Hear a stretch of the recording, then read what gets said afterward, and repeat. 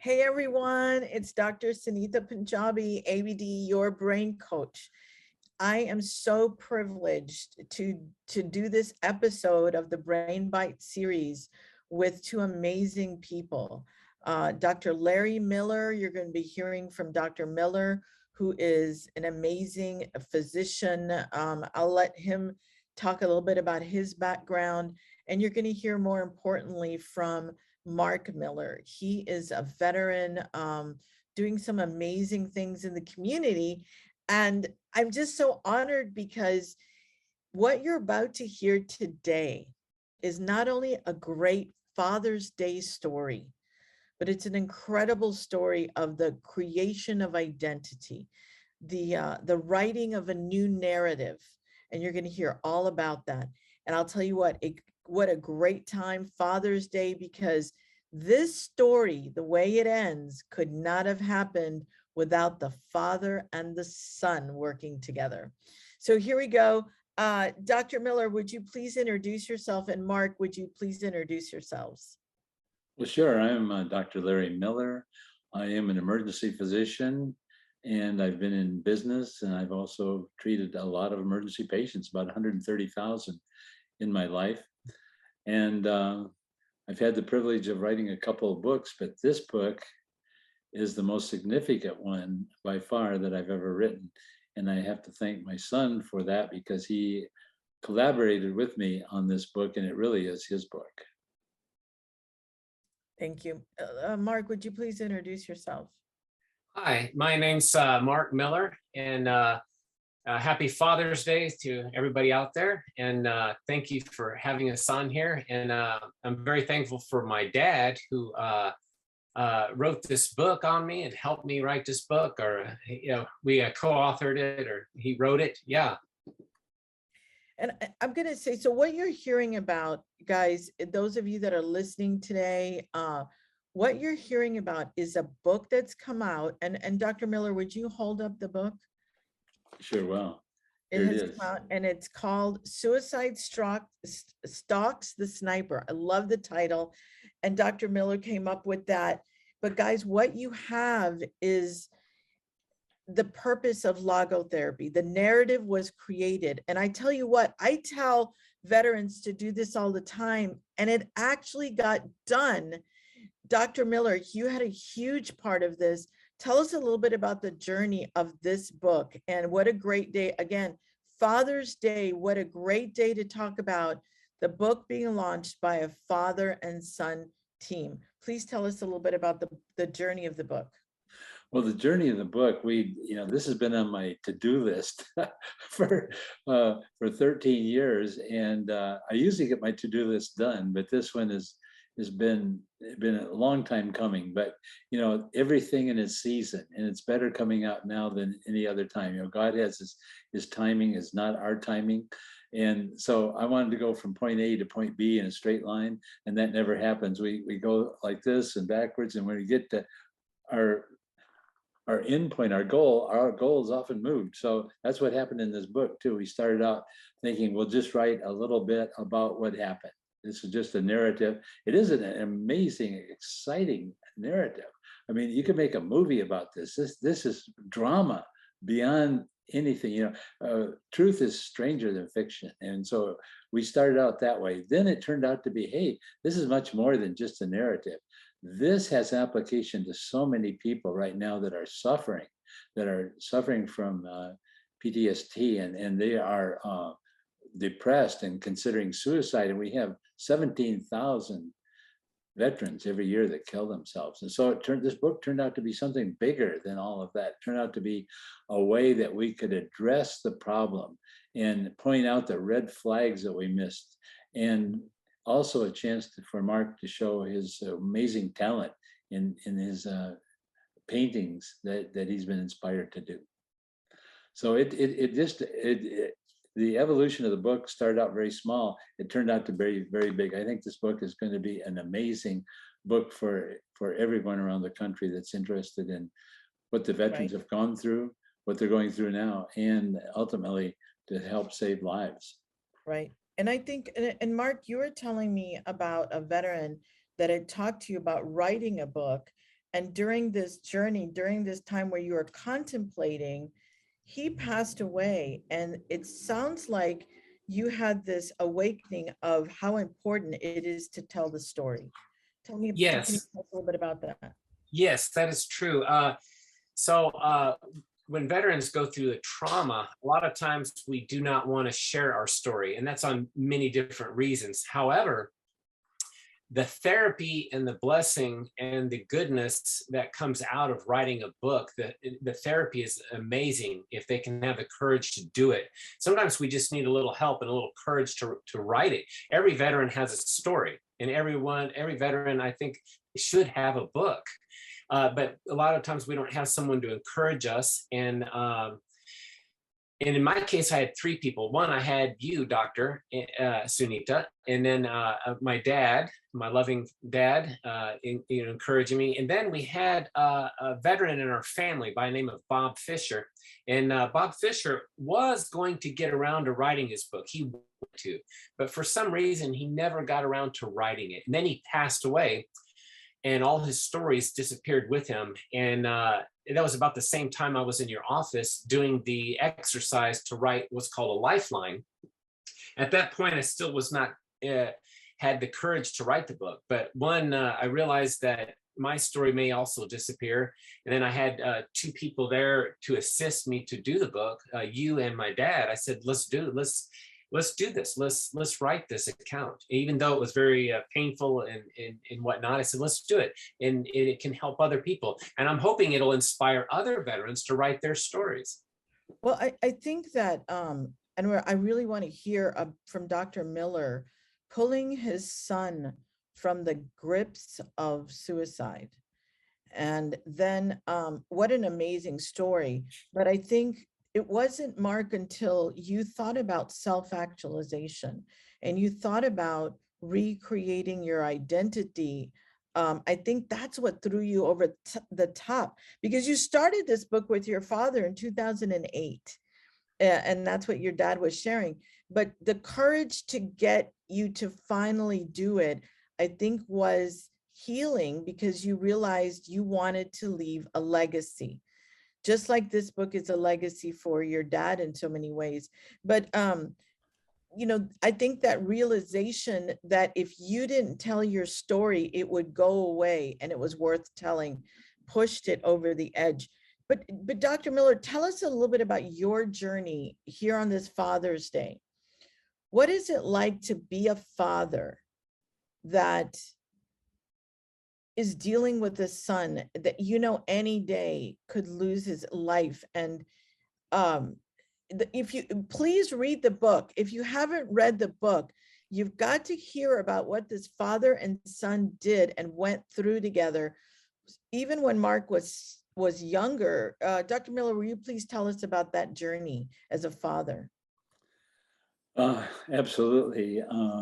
Mark was the second born, and he was always very quiet and very kind when he was growing up. And so, I always tried to protect him. He had a big brother that was, the typical alpha type brother, and he had younger sisters that took a lot of attention. So Mark was kind of lost in between of all this. So, but he was a great son, even from the very beginning, and he was very loving. We called him Sparky because he always made us laugh and made us happy.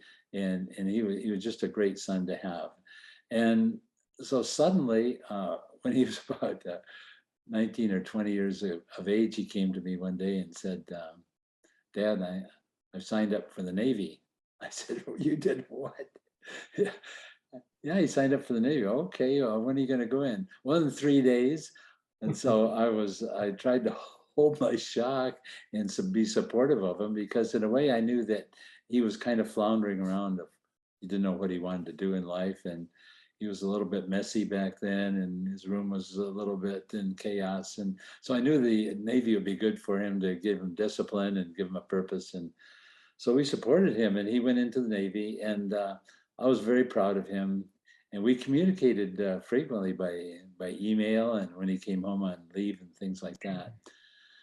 But then as time went on, he became a sniper because, well, I should say this, he retired from the Navy in 2001 after 6 years being in the Navy.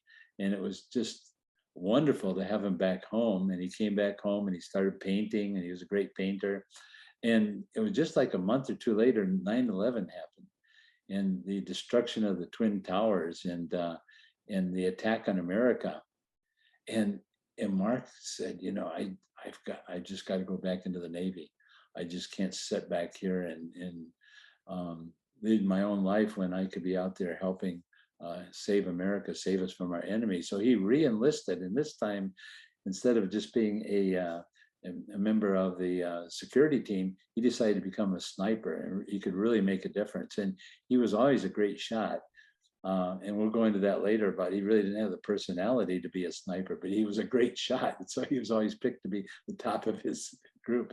So as we continued down his road after 2001 up until 2002 and 2007, I mean, that during that period of time, I could see he was having more trouble with pain, with depression, and a lot of things happened that should have really alerted me to the severity of this. There were, I call them red flags. I saw one after the other, and I ignored them because I knew Sparky was a great guy. He was headstrong. He would never do anything to hurt himself. And so I kind of blew them off. That's what happened. And so when finally the day came when it was obvious that he was on his route to commit suicide, it was the biggest shock of my life. It really shook me up. And I know you talked about this in the book, but tell us a little bit about, how did you know, what was, you know, what did you do after you found out your son may commit suicide? I should back up to say 2 weeks before that, the military got wind of the fact he was thinking about suicide, and they committed him to a mental hospital in Corpus Christi.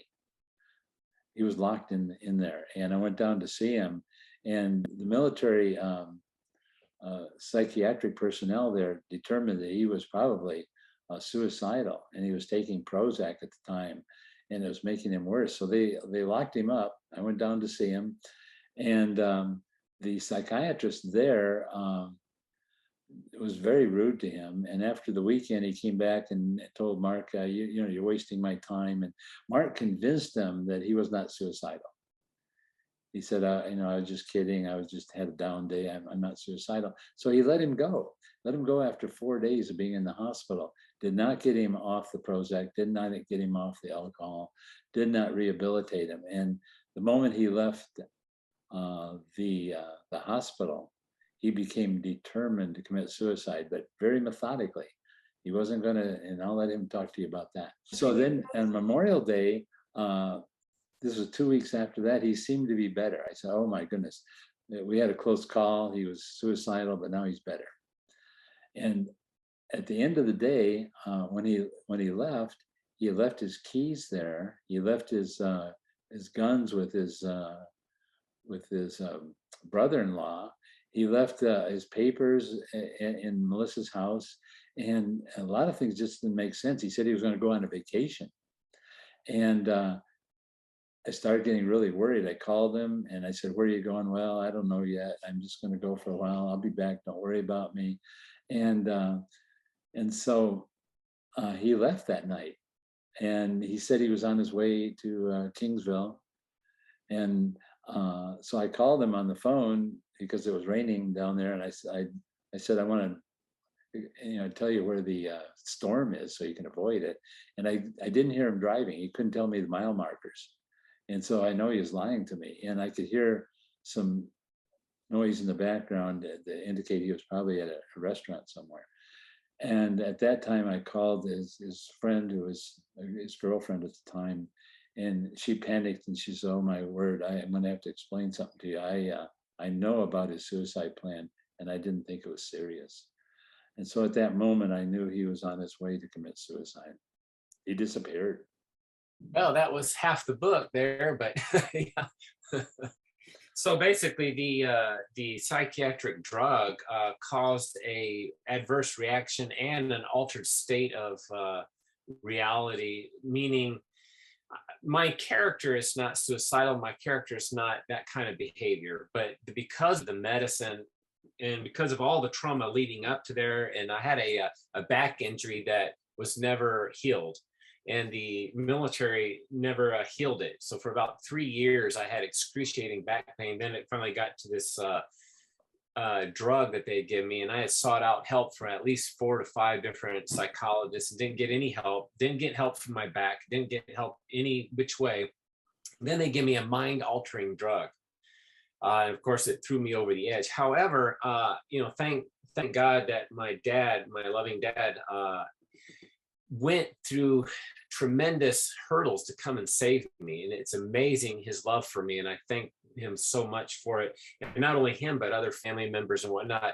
But the point that I want to make is that going into the military, they give you a certain mindset going into the service, and they create you an identity that they want you to become a warrior. So the mental identity that they give you in the military is a warrior mindset.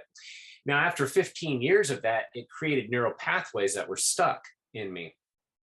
Now, my original identity was a painter. I was an artist from the very beginning as a kid, and I had a very steady hand, and I could paint, and I had tremendous patience. So obviously, the military picked up on that. I was very patient, and I had a very steady hand, and that led into a marksmanship. And I outshot most of the fellas in the unit. And then they sent, through an officer's encouragement, I went to a sniper school, same thing, outshot them over there. And it wasn't because I was more testosterone or more alpha or anything. It's just because I had a steady hand and was very patient. Well, anyway, when I got out of the service, I struggled for many years because here I am still stuck in this mindset of being a warrior when I'm really a painter over here. It wasn't until I went through Sunita's program, I got with Sunita, and she had me draw this timeline, and through her coaching and through her neurofeedback, I finally regained my original identity back as a painter, and I went back, and now I am regaining my identity where it's supposed to be. And that has been a healing process, better than any VA, better than any other doctor, anybody I've ever seen, was this new transformation, neurotransmission of going back to my original identity. So, yeah. And I have to say, I tell a lot of people to do this, but I think it took a father's love, because he had been talking about writing a book with you, but then, and I suggested it, and I started it, but really it took a father's love and determination to get this done. So what an amazing team you two have been, and the story is incredible. For Father's Day, Dr. Miller, what would you tell any father or any parent who's worried about the mental health of their child? I know the book outlines some really great red flags, warning signs. You've mentioned a few warning signs. What would you tell a father or any parent, again, if you know that you have a child that's struggling?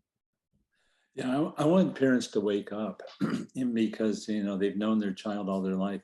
I want them to look for red flags. Red flags can be many things, and I can't give a universal red flag, but change in behavior, especially when they get out of the military, because in the military, they do have a purpose. They're out there to save America. They're out to defend America against enemies, seen and unseen. But a lot of times when they come home afterwards, they kind of lose their purpose. They, why am I here? What am I going to be doing next? And as Mark mentioned, the military reprogrammed his mind to be a warrior, but they don't train the mind to be a civilian again. They just don't do that. They're very, very derelict in their duty.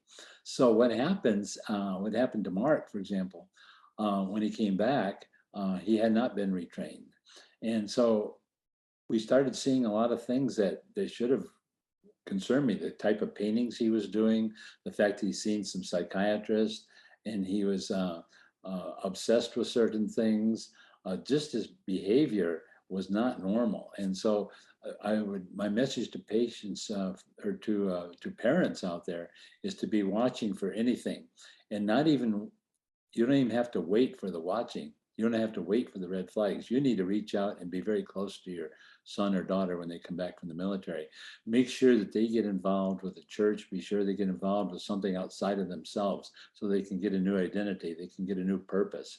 And what they can't do in the military, you can do privately. Make sure that they have a chance to train their mind and get in to see someone like Dr. Pajaba that can really do some neurofeedback to erase those old behaviors and find new behaviors, because a person has to have a purpose in life so that they won't commit suicide, so that they won't feel desperate, so they won't feel useless. I think that's extremely important for parents. So parents have a huge role to play in this.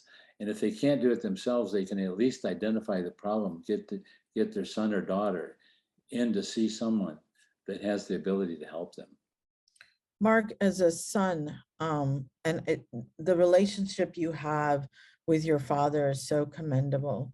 But as someone that was suffering, what would you say to someone that is struggling with depression? And I want to, our biggest work, for those of you that are listening, Mark operates at such a high level of integrity. For him to get to, I can create my own narrative. For Mark to realize, because Mark, you're very loyal. And one of the hardest things that we had to do was get you to realize that your purpose and your identity was given to you, and now you could do it on your own. You're so humble. I don't think you realize that it was your turn to write your story. And your father had been wanting you to write your story, but now you finally grasped that you could write your own story, that the book would be your story. What would you say to anyone that's struggling out there? How did you gather the courage together to put what, it's an identity, it's a role that you were mandated to get into as a veteran or as a soldier. How did you get out of that? Yeah, and that was thankfully to three factors. You have a good doctor, which was your program. Number two was a loving father. We're close to Father's Day. Not everybody has a loving father like mine. My dad is exceptionally wonderful dad. Without my dad, I could not have gone through what I've gone through and came out of it. So one is you got to have a good doctor like you. Number two, you have in my corner, I have my dad. And then the third factor was we had a fellow family member who had passed, who was in Vietnam, and that kind of encouraged me to write the story. But it wasn't until I started writing the story that I realized the benefit of it neurologically, because I was still stuck in a military mindset and purpose, which was gone. That purpose was no longer there because I'm out of the military. That purpose is gone, but yet I'm still stuck in that, you wake up, you put your uniform on, and all this, neurons. It wasn't until I restarted writing this book, or my dad lifting me up in this book and helping me write my life so I can kind of refigure what happened in my life, that I realized where I was and where I'm going to. And then, of course, through your counseling and neurofeedback and everything else, creating my identity, taking control back of my original identity. And that is the key to a big part of the healing, is recapturing your identity and purpose, not the purpose the military gave you, but regaining. And you can't see that unless you step outside. Writing your own book helps you step outside of your life and realize neurologically that your purpose was not supposed to always be military. Yeah, you do it honorably, but you have a purpose that's given you in this life, and you can regain that purpose. You can take control of that purpose. That actualization, that awareness can only come through coming outside of yourself and looking at your life from the outside, like the exercise that you give of writing a lifeline, that is so beneficial. Even if a veteran doesn't write a book, if they would follow your program of self-actualization of trauma, meaning, and purpose, and you could really do a lot of good, more than any psychiatric drugs could ever do. Well, and I think it really was a blessing for all of us to come together. Larry, you knew, Dr. Miller, you knew how great it would be to get this story back in 2008 and early, how great it would be to get this story out to help other people. I saw the therapeutic possibility for this to be Mark's opportunity to rewrite the narrative, to rather than to be the victim of what had happened. Now he is the victor, and the book to be that. And really, Mark, your incredible journey and the heart that you have, and to show how this wonderful artist, full of peace, love, and joy, had to become a machine, and then he had to come back home to who he originally was. And it took that. Yep, that's it. And you know, it is Father's Day tomorrow, and I wanted to, writing the book together, I was just so excited to hear all the weekend time that you two spent together. Yeah. What, and you know what, if you guys cannot write a book, if you are a father listening today, if you are an individual that's hurting, you don't have to write a book and get it published. There's a little miracle that happened here, because I tell people all the time, but you could paint with your family, tell your story in paint, music, song. You can write a song about your story. The important thing is to be the creator of, to choose your story rather than take what was given to you. Tell me though about that journey when you two were working together as father and son. You know, Mark, to be able to sit with your son and just relive his childhood, and what was that like for you?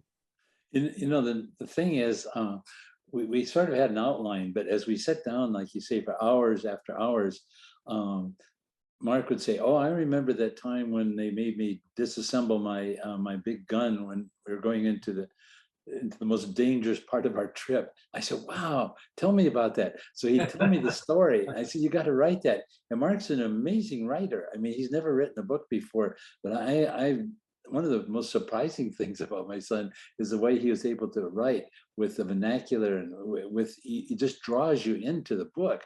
And I said, "This is amazing." That's why the skeleton of what happened is part of it, but his stories. And then he'd tell me about the cook that went to sleep with a fork in his mouth, and all these stories. I said, "Well, you got to get the stories out."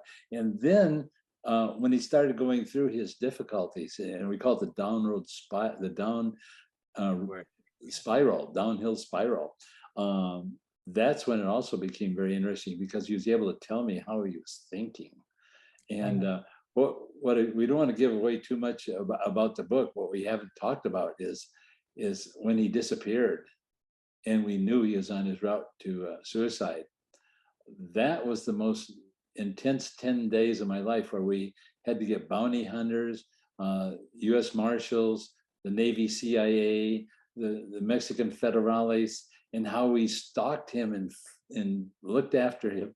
It was a cat and mouse game for 10 days before we finally caught him at the last second. He almost made it to his suicide, where he was going to take his Nebutol, go out into the ocean, and disappear below the ocean. We never would have found him or known what happened to him. And what you'll see in this book is that all of our efforts of many people and many dollars and trying with all of our might failed. It was God that saved him. Yeah, it was a miracle. It truly It was was. our Heavenly Father that saved him, not me. Yeah,